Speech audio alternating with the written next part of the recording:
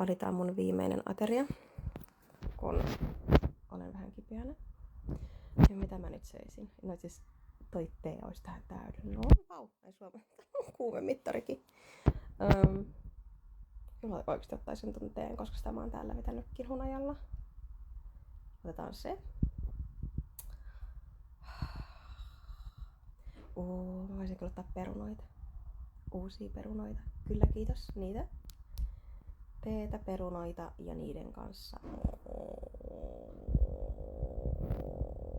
Jos mulla on sitruunaa tossa teessä, niin ehkä toi kuppikakku.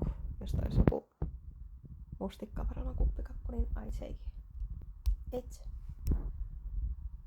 Mansikoita, mansikoita. Palkka nyt käy hyvin, mutta mitäs sitten tulee? Parsti. No siis ei huono. Siis tohon vielä pihvi kylkeen, niin kiitos tämä.